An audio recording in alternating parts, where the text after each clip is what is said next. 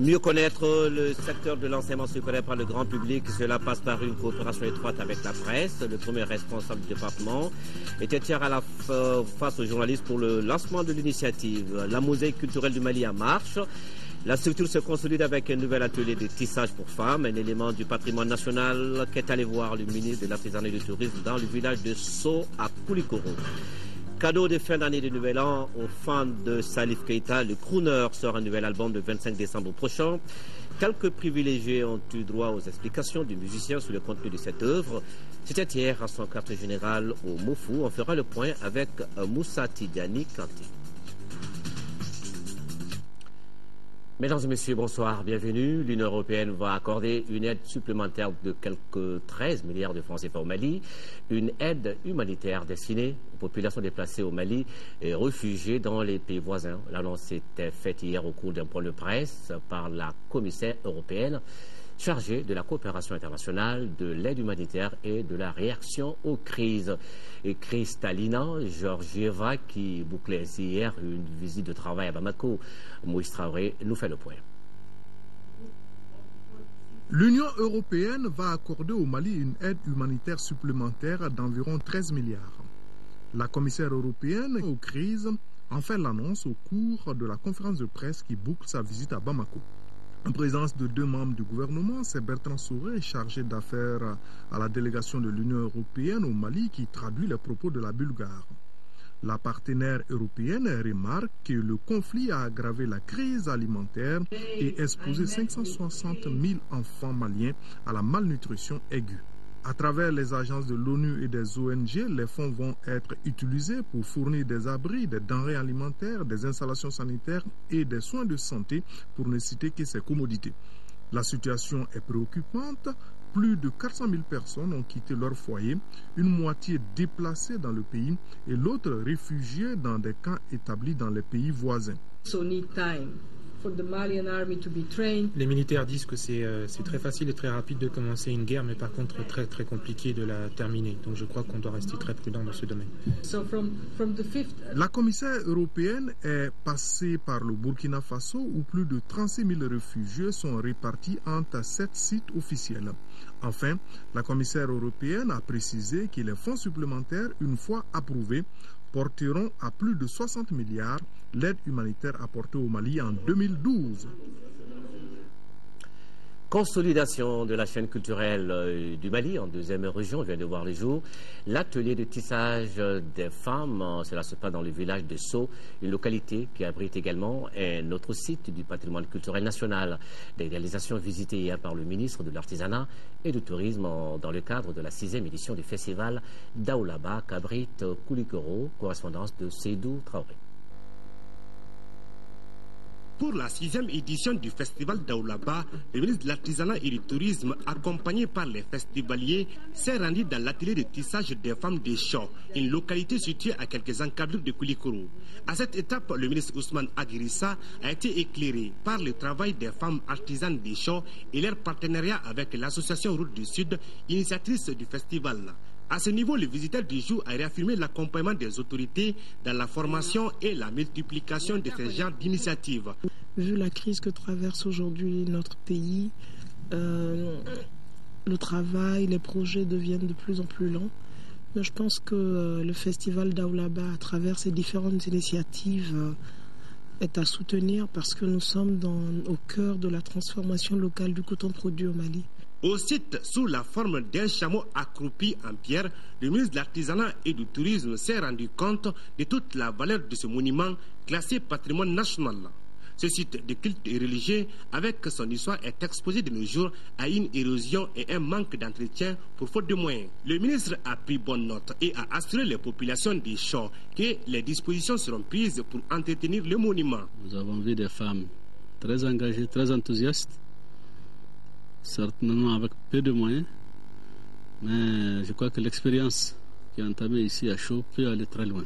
Ensuite, je voudrais dire que nous sommes ici sur un site culturel, un site religieux, un site touristique extrêmement important. Et nous devons faire en sorte que ce site soit aménagé. La visite du site a pris fin par des bénédictions pour un Mali de paix. Et nous voyons maintenant ce projet de construction d'une mosquée à la CI de Médamdalaï. Les travaux de construction étaient lancés hier par la Turquie, mais le budget n'est pas encore bouclé. L'opération doit être financée par les frères musulmans de la municipalité d'Ayoub d'Istanbul à travers la collecte de fonds. Le ministre des Affaires religieuses et du culte était présent à la cérémonie de lancement. Un reportage de Garibou Pérou.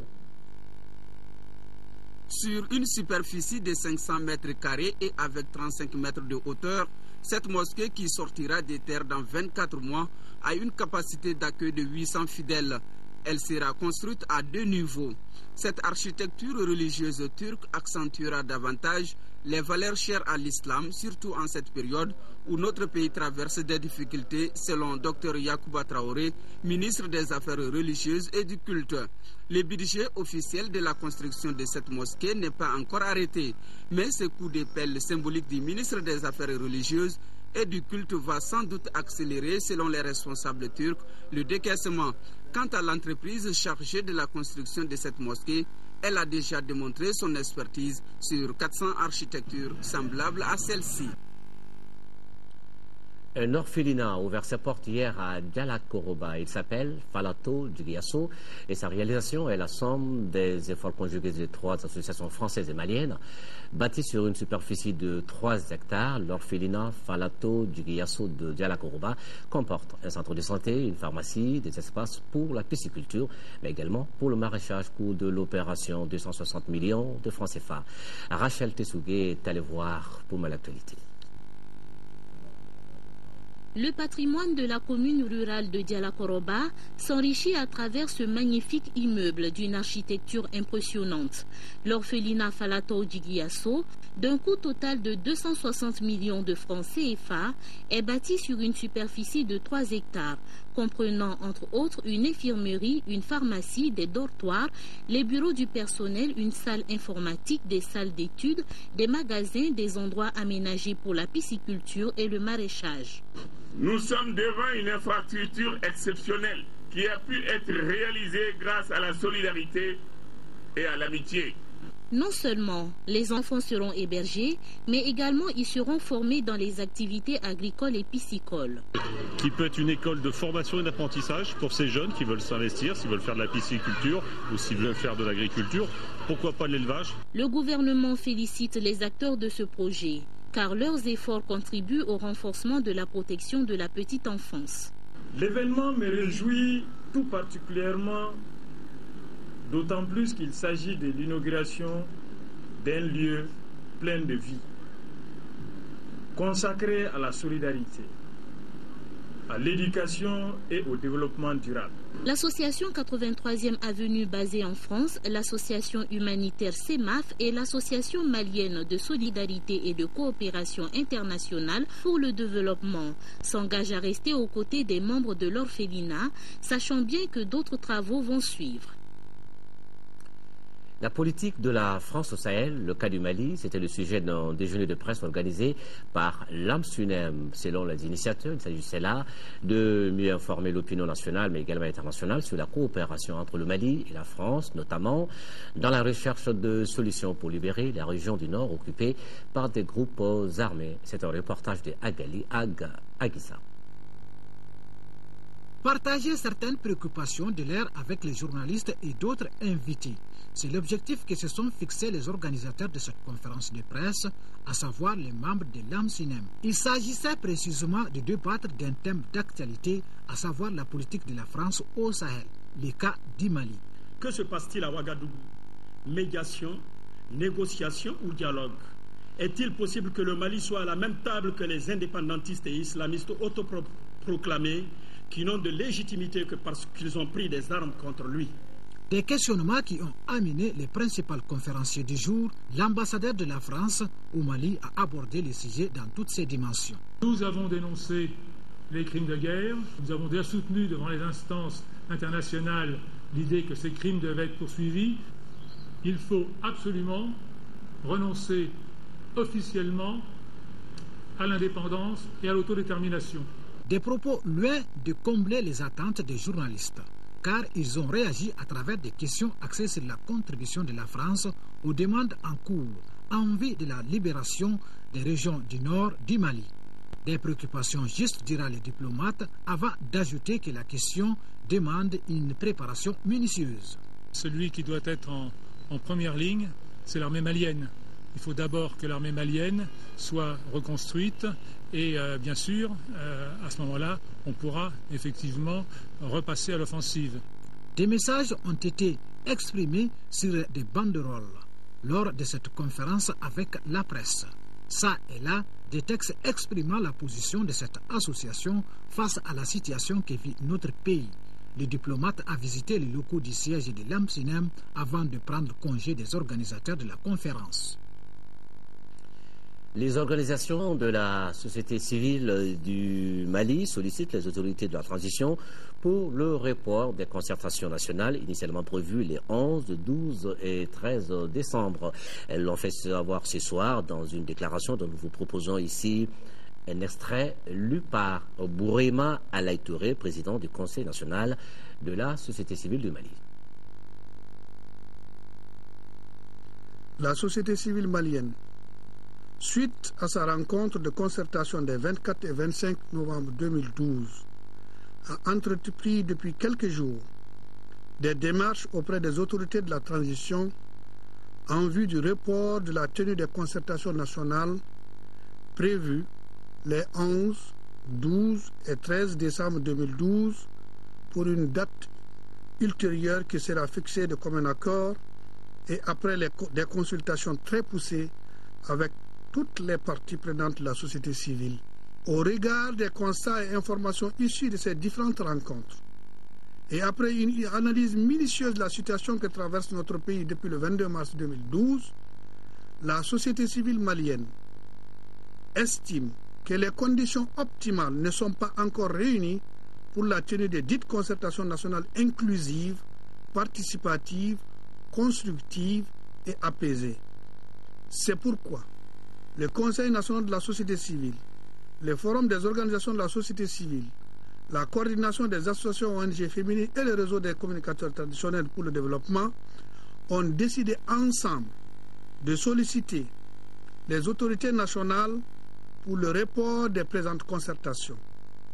La société civile prend l'engagement ici, devant le peuple malien, de tout mettre en œuvre pour rapprocher les points de vue de tous les acteurs concernés et à tous les niveaux pour organiser des rencontres avec chacune des composantes et les acteurs majeurs de l'environnement institutionnel en vue d'acquérir leur engagement à participer activement à la préparation et à la tenue des concertations nationales consensuelles et apaisées, recueillir les propositions et suggestions de toutes les parties prenantes, élaborer et faire valider des documents consensuels pour la tenue des concertations nationales, en l'occurrence les thèmes de référence consensuels, une liste consensuelle de participants et des modalités d'organisation.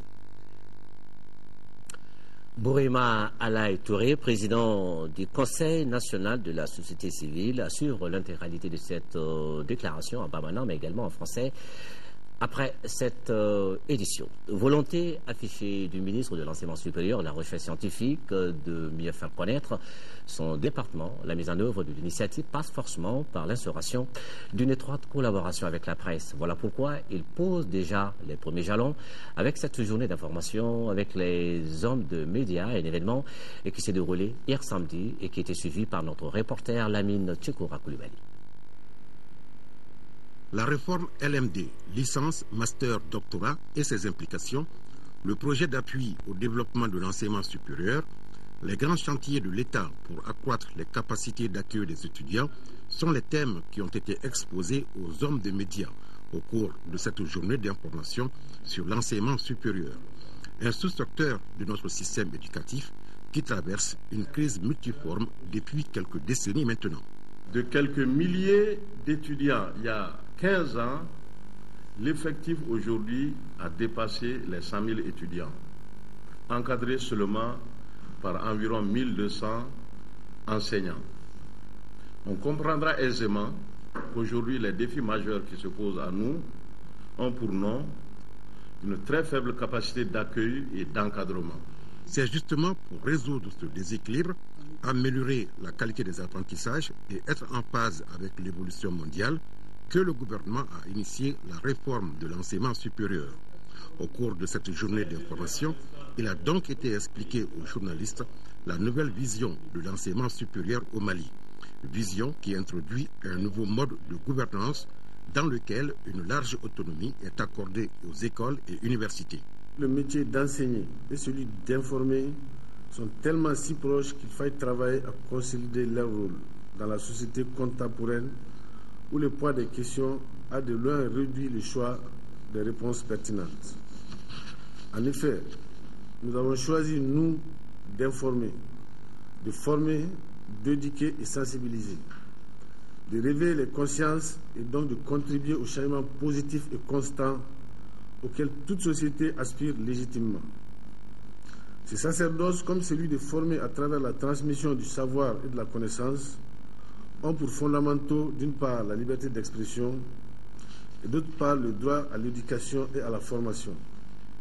Le président de la Maison de la Presse a salué les efforts des autorités avant d'ajouter que la violence scolaire et universitaire, les grèves des différents syndicats restent des sujets de préoccupation. Et nous parlons maintenant de la coopération Mali-Chine, déjà exemplaire, mais qui s'offre de nouvelles dimensions. Elle vient d'être magnifiée par les anciens stagiaires et étudiants maliens en Chine avec leurs amis chinois.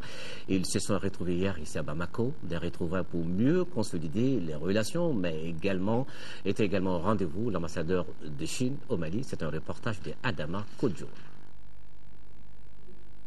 Depuis les premières heures de l'indépendance de notre pays, Bamako et Pékin entretiennent de bonnes relations. Ces relations ont été consolidées au fil du temps dans plusieurs domaines, parmi lesquels la nouvelle technologie, le renforcement de la capacité des ressources humaines du Mali. C'est pour magnifier cet appui de la Chine à notre pays que les anciens bénéficiaires des séminaires et de formations se sont rencontrés. Ces séminaires nous ont apporté la joie dans nos cœurs. Nous avons eu vraiment l'occasion de rencontrer des cadres des différents pays francophones de l'Afrique. C'est dans les difficultés qu'on reconnaît ses vrais amis, dit-on. Malgré la situation difficile que vit notre pays, la République populaire de Chine envisage la formation de 300 fonctionnaires et techniciens du Mali au cours de l'année 2013. En 2012, environ 237 Maliens ont bénéficié d'un stage en Chine. Au début de cette année, nous avons fixé l'objectif de former 230 personnes. En fait, jusqu'à la fin novembre, nous avons déjà sélectionné et envoyé 237 personnes à participer aux différentes formations dans les domaines de diplomatie, santé, éducation, agriculture, économie, énergie et communication. On fait en sorte que le peuple malien et le peuple chinois, n'est-ce pas, au fil du temps, tissent des relations beaucoup plus intenses et beaucoup plus diversifiées. Outre cet appui, l'ambassadeur de la République populaire de Chine au Mali, Cao Zhongmin, a annoncé l'organisation en 2013 de 4 formations bilatérales conformément aux besoins de notre pays. Session spéciale du Conseil des collectivités territoriales UEMOA au sommet d'Africité qui vient de s'achever à Dakar au Sénégal. Le thème débattu était la décentralisation des territoires au renforcement du processus d'intégration de l'UEMOA et les défis pour le Conseil des collectivités territoriales de l'Union. C'était sous la présidence du ministre malien de l'administration territoriale et de la décentralisation, Moussa Sinko Koulibaly. Nous envoie spéciaux à Dakar, Mohamed Touré, Sidi Modibo Dambélé. La contribution des territoires au renforcement du processus d'intégration de l'Union économique et monétaire ouest-africaine, quel défi pour le Conseil des collectivités territoriales de l'UEMOA?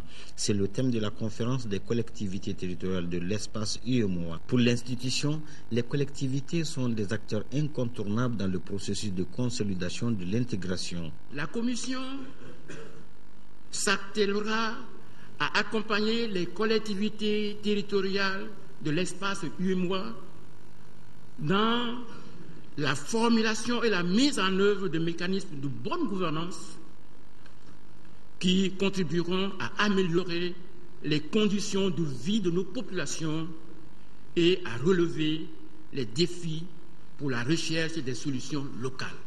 Parmi les déficités, on peut noter la nécessité pour les collectivités de trouver des réponses efficaces au plan institutionnel et financier, le besoin de renforcement des capacités des autorités locales en tant que maîtres d'ouvrage, pilotes et coordonnateurs du développement territorial, les questions liées au financement et à la parité hommes-femmes. Le Mali inscrit cette dynamique dans celle de la sous-région, mais aussi dans celle de l'Afrique, et à cet effet, nous souhaitons favoriser la participation de ces territoires au renforcement du processus d'intégration de l'Union économique et monétaire ouest-africaine, participer activement pour ce qui nous concerne au Conseil des collectivités territoriales de l'UEMOA, notamment en assurant différentes responsabilités. Cette séance spéciale tenue à ce sommet d'Africité en partenariat avec le ministère des Affaires étrangères de la France, la coopération suisse, la Fédération canadienne des municipalités, entre autres, vise à asseoir les bases de l'Afrique des interconnexions socio-économiques, de concertation et de convergence de vues, seul gage d'une vraie politique de développement à la base. Les débats ont porté sur la nécessité de respecter la parité homme-femme et de procéder à la mise en œuvre pratique de l'intercommunalité. Le ministre des Affaires étrangères et de la coopération internationale, Tchéma Hubert Coulibaly, est arrivé ce dimanche à Dakar, dans la capitale sénégalaise. Il prendra part aux travaux de la réunion du comité de haut niveau devant adopter et valider le document d'orientation sur la mise en œuvre du chantier paix et sécurité dans l'espace UEMOA. Cette réunion du haut niveau, présidée par Macky Sall, le président de la République du Sénégal, se tiendra le mardi prochain. Elle sera précédée du Conseil des ministres sectoriels dont les travaux se déroule demain lundi, toujours à Dakar, cette fois-ci sous la présidence de Tchéma Hubert Coulibaly, le ministre des Affaires étrangères de la coopération internationale. Au Mali, plus de 3500 personnes vivant avec l'épilepsie ont été dépistées et parmi elles, 2500 bénéficient d'un suivi médical régulier. Ces chiffres ont été révélés lors du symposium de restitution sur les activités de lutte contre l'épilepsie. La bonne nouvelle annoncée par cette rencontre initiée par le réseau Action Recherche sur la maladie est la mise en route très prochaine d'un réseau dénommé Ville Campagne, un instrument efficace de lutte, dit-on là-bas. Reportage Moussa Fane. C'est pour faire mieux connaître l'épilepsie que le réseau Action et Recherche sur la maladie du même nom a initié ce symposium. Il s'agit d'une maladie neurologique universelle qui se manifeste différemment en fonction du pays ou de la région où l'on se trouve. De cette restitution, il ressort que plus de 3500 personnes vivant avec cette maladie ont été dépistées et 2500 sont suivies régulièrement. 70% de ces patients sont sous le phénobarbital et 25% sous le valproate de sodium. Nos activités de prise en charge ont fait l'objet de 4 thèses de doctorat en médecine, plus de 20 publications, communications au cours de différents congrès et colloques. Le réseau de prise en charge des personnes vivant avec l'épilepsie est constitué de médecins de campagne formés en épileptologie. Ils œuvrent pour sortir la maladie de l'ombre. Aujourd'hui, un document de politique est disponible et un document de plan stratégique est disponible. Et dans ce document de plan stratégique, aujourd'hui, l'épilepsie occupe une place très importante. C'est vous dire que c'est une pathologie tellement importante que nous en avons fait en 6e position de notre plan stratégique. Au terme de ce symposium de restitution, les participants souhaitent mettre en place un réseau ville-campagne pour le bonheur des patients et de leurs familles. Les populations de la commune de Tombouctou vivant à Bamako reçoivent depuis ce matin des consultations médicales. Cela se passe à la polyclinique Ma-Doumbia de Boulkasumbougou, où les patients qui sont suivis pour 3 mois reçoivent également les médicaments gratuitement. Cette activité est l'œuvre de l'ONG espagnole MZC, entendez Femmes en zone de conflit et Médecins de l'espoir santé pour la communauté. Adama Djimde. Cette opération de consultation et de remise de médicaments est destinée aux populations de la commune de Tombouctou résidant à Bamako. Les prestations sont disponibles en gynécologie, en médecine générale, en pédiatrie, en dermatologie et les examens de laboratoire. Les consultations des enfants semblent les plus fréquentes. Généralement, les pathologies que nous rencontrons, surtout en pédiatrie, ça c'est les bronchopneumopathies, c'est-à-dire les toux, les bronchites, les bronchiolites, surtout chez les enfants à pareil âge. Et ça c'est surtout dû à la fraîcheur et aux poussières que nous rencontrons actuellement. L'activité est initiée par MZC, une ONG espagnole Femmes en zone de conflit, et ses partenaires Médecins de l'Espoir, Santé pour la communauté. Nous faisons les consultations médicales gratuites en ce moment parce que nous étions en train d'exécuter un projet d'appui aux droits de la femme dans la commune urbaine de Tombouctou. Et nous avons transformé ces fonds en assistance médicale et pour prendre en charge la santé des populations déplacées, en tout cas les 60 familles, pendant 3 mois. Selon les patients, l'idée en soi est salutaire. Je suis satisfait de ma consultation parce que j'ai vu que c'est sérieux. Les mal que j'ai, je vois qu'ils ne peuvent pas diagnostiquer. Donc ils m'ont référé à l'hôpital du Mali. J'ai le problème de tension aussi. Ils ont contrôlé, comme je leur ai montré les produits que je prends, ils m'ont dit vraiment c'est satisfaisant. Pour cette première journée, près de 110 visiteurs sont programmés. Nouvelle année, nouvelle sonorité musicale avec Salif Keita. Le crooner sort le 25 décembre prochain son nouvel album intitulé Talé. Sur le volume, 10 titres chantés en bamanan, en français. On y retrouve la participation de sa fille Nati, un titre bonus avec Manu Dibango. Talé, l'album studio de Salif Keita a été présenté hier à la presse. Moussa Tidjani Kanté était présent pour l'actualité. Cette conférence de presse a permis à l'artiste de présenter au grand public son dernier opus Talé. Talé, c'est pour moi, c'est comme j'ai bien l'accent sur l'intérêt personnel qui est maintenant un problème pour toute l'humanité parce que tout le monde pense à sa proche, personne ne pense aux autres. Un album de 10 titres qui sort de l'ordinaire, loin de toute mélancolie, mais qui attaque par endroits. Caractère de l'artiste oblige. Un répertoire qui voyage entre l'amour d'un père pour sa fille bien-aimée, des personnes qui lui sont chères, l'indifférence du sorcier vis-à-vis de la mère victime. Voilà l'autre visage de l'enfant lion qui sort de sa cage. L'amour de l'enfant pour une femme, c'est un amour sans pareil. Et chaque fois qu'il y a des problèmes au niveau des enfants, les femmes souffrent beaucoup. L'enfant de Badougou Dioliba ne compte pas s'arrêter en si bon chemin. D'après lui, seul l'Éternel décide. Sincèrement, l'homme propose, Dieu dispose, Dieu proposé. Le reste, c'est Dieu qui va définir. Certains confrères de la place se soucient déjà de la relève de Salif Keita, même s'il a encore beaucoup de choses à nous dire. La relève, c'est Dieu qui l'a fait parce que ce métier, il faut l'aimer. Il faut aimer ce métier pour le pratiquer. Talé, un album à avoir absolument dans sa discothèque pour découvrir une autre dimension du Domingo de la musique malienne. Voilà, Talé, dernier album de Salif Keita qui sort donc le 25 décembre prochain. Album à écouter sans modération. Et nous restons dans le chapitre culture de cette édition avec les rideaux qui sont tombés sur la 11e édition du Festival Théâtre des Réalités.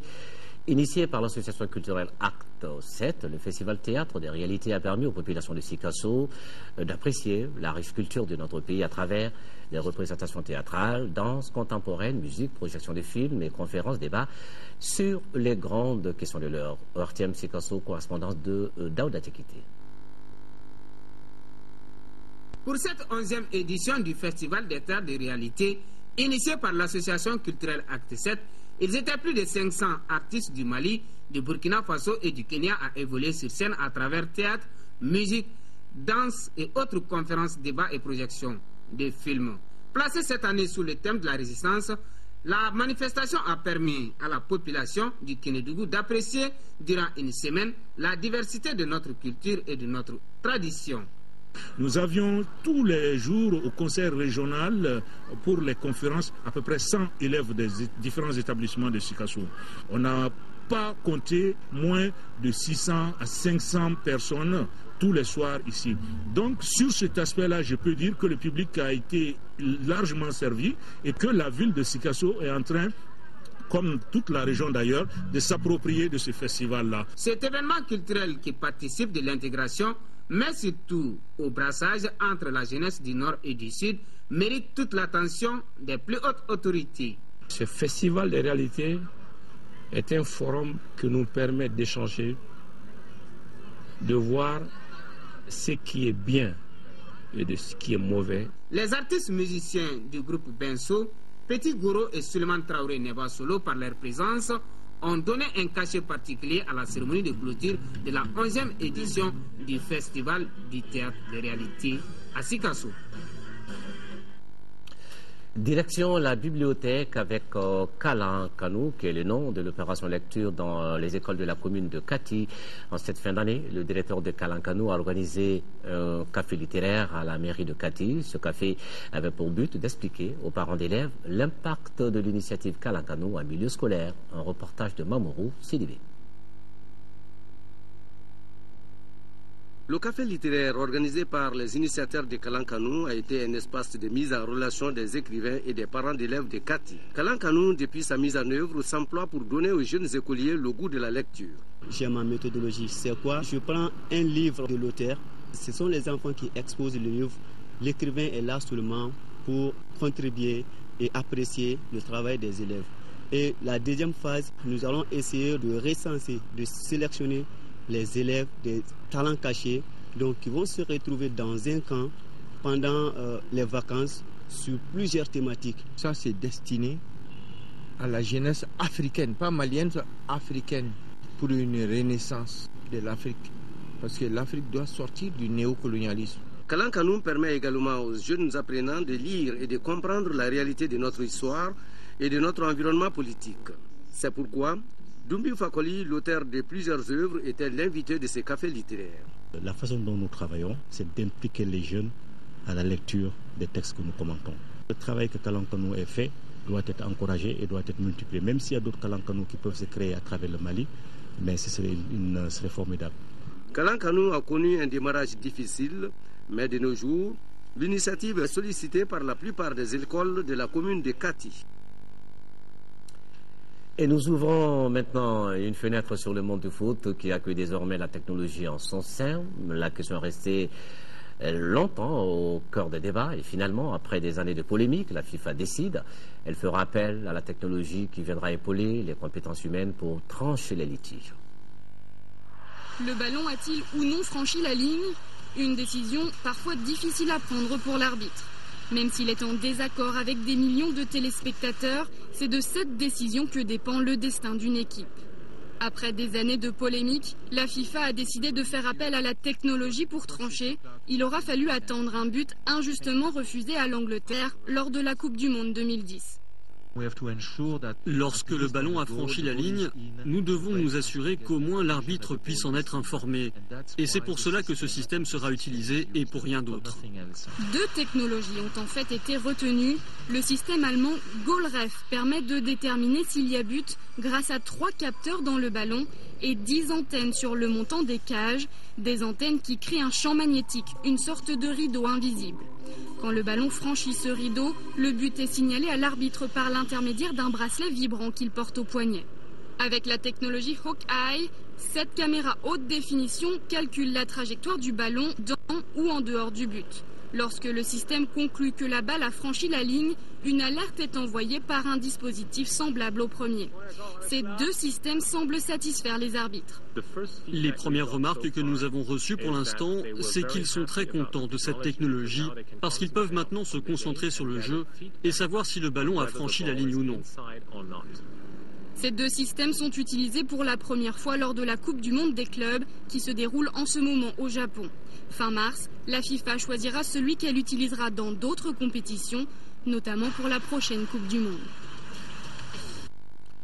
La journée nationale de l'aïkido malien s'est tenue hier samedi dans le pavillon des sports. Cela s'est passé au stade Omnisport Modibo Keita et c'était sous la présidence du ministre de la Jeunesse et des Sports. Un reportage signé Papa Omar Diop. La journée nationale de l'aïkido est en réalité une grande fête de retrouvailles annuelles pour près de 300 participants venus d'une trentaine de dojos. À Bamako, Kai, Sikasso, Ségou jusqu'à Kidal, les aïkidokas préparent cet événement au cours duquel la morale de Osensei Morihei Ueshiba est sans cesse répétée. Le but recherché en aïkido n'est pas la domination de l'autre, mais le dépassement de soi. L'aïkidoka ne cherchera pas la destruction de ses adversaires, mais plutôt à les désarmer et à neutraliser leurs intentions. Le programme obéit à un rituel. D'abord, les enfants dans les exercices de chute, hauteur et longueur pour montrer les deux manières de franchir un obstacle, en hauteur comme un mur, en longueur comme un fossé. Ça donne toujours lieu à des moments pathétiques. Avec les adultes, ça devient tout simplement spectaculaire avec l'effet garanti de la hakama en plus. Pour vaincre la routine, la Fédération malienne d'aïkido a son idée de l'innovation. C'est une volonté de la Fédération de montrer que l'aïkido s'adresse également à tous les âges, mais particulièrement les jeunes. Si on arrive à susciter l'engouement chez les jeunes, il va de soi que l'aïkido ira de l'avant. Par la présence d'autres fédérations sœurs d'arts martiaux avec leurs dirigeants ou leurs combattants, la journée annuelle de l'aïkido est toujours un moment infaillible de découverte et d'émotions fortes, surtout lorsqu'un grand maître du wushu fait des démonstrations ou que le taekwondo casse des planchettes après de durs entraînements de force et de précision. Je voudrais surtout les féliciter pour avoir aujourd'hui réuni toute la famille des arts martiaux. C'est vrai que c'est un monde que je ne connais pas beaucoup, mais donc j'ai été très émerveillé et je les remercie vraiment pour cet agréable après-midi. Et vraiment, les jeunes gens m'ont comblé. Ils ont donné le signal à tous les jeunes, à tous les pratiquants des arts martiaux pour leur montrer le chemin que tous les jeunes du Mali aujourd'hui doivent emprunter. Les numéros adultes d'aïkido qui sont toujours proposés en deuxième partie de programme sont le reflet du niveau actuel où, génération après génération, on sent que l'art est correctement enseigné. De Wambaï à Maître Cheikh Traoré, aux pionniers Ali Nategué, Mamadi Diarra ou Feu Sinayogo, jusqu'aux grands maîtres actuels comme Moussa Bagayoko, le passage des témoins est encore parfait. Surtout que l'aïkido malien s'enracine fortement chez les femmes et les jeunes, pour qui son caractère d'exhibition est une fête permanente. Oui, en aïkido, il n'y a pas de perdant frustré, car il n'y a pas de compétition. C'est super. Voilà, demain 10 décembre, c'est la journée internationale des droits de l'homme et comme chaque année, les autorités maliennes saisissent cette occasion pour tenir l'espace d'interpellation démocratique. Les citoyens vont interpeller les membres du gouvernement sur les questions de droits de l'homme. La 17e édition de l'EID aura donc lieu demain lundi 10 décembre au Centre international de conférence de Bamako.